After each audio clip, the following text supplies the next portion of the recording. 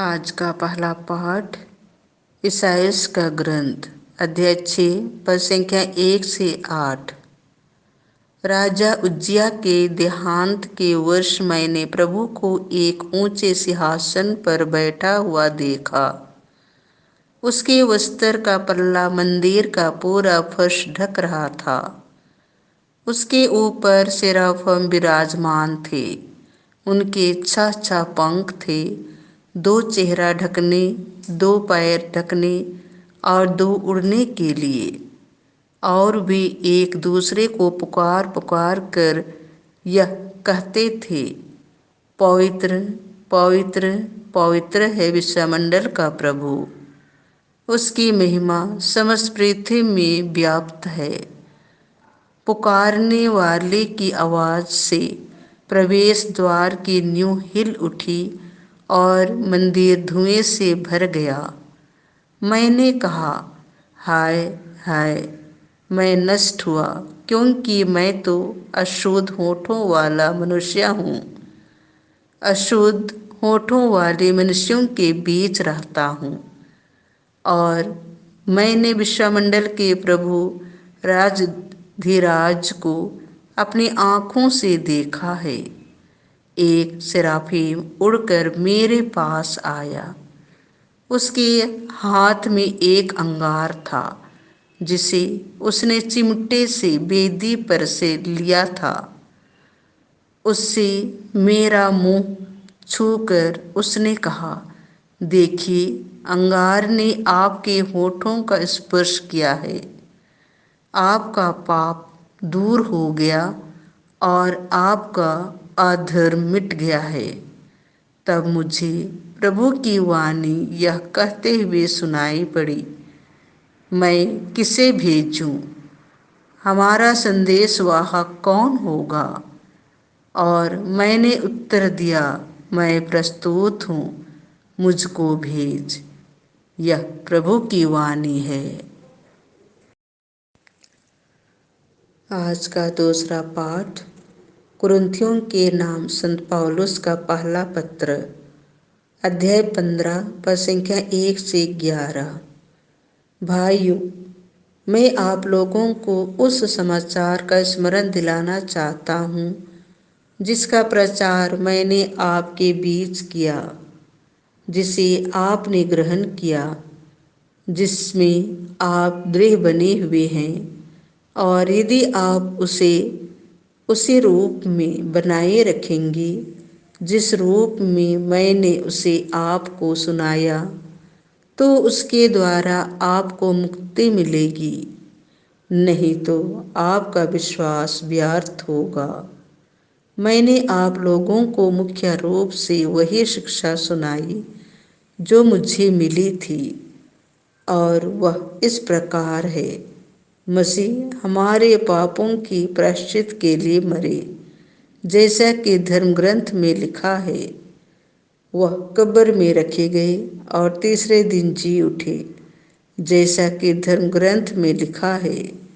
वह कैफस को और बाद में 12 को दिखाई दिए। फिर वह एक ही समय 500 से अधिक भाइयों को दिखाई दिए। उनमें से अधिकांश आज भी जीवित हैं, यद्यपि कुछ मर गए हैं। बाद में याकूब को और फिर सब प्रेरितों को दिखाई दिए। सबों के बाद वह मुझे भी मानो ठीक समय से पीछे जन्मे को दिखाई दिए। मैं प्रेरितों में सबसे छोटा हूँ। सच पूछिए तो मैं प्रेरित कहलाने योग्य भी नहीं, क्योंकि मैंने संसार की कलीसिया पर अत्याचार किया है। मैं जो कुछ भी हूँ ईश्वर की कृपा से हूँ, और मुझे उससे जो कृपा मिली वह व्यर्थ नहीं हुई। मैंने उन सबों से अधिक परिश्रम किया है। मैंने नहीं, बल्कि ईश्वर की कृपा ने जो मुझ में विद्यमान है। खैर, चाहे मैं हूँ चाहे वे हों। हम वही शिक्षा देते हैं और उसी पर आप लोगों ने विश्वास किया। यह प्रभु की वाणी है। संत लुकस के अनुसार पवित्र सुसमाचार अध्याय 5 पद संख्या 1 से 11। एक दिन ईसा गेनेसरेत की झील के पास थे। लोग ईश्वर का वचन सुनने के लिए उन पर गिरे पड़ते थे। उस समय उन्होंने झील के किनारे लगी 2 नावों को देखा। मछुए उन पर से उतरकर जाल धो रहे थे।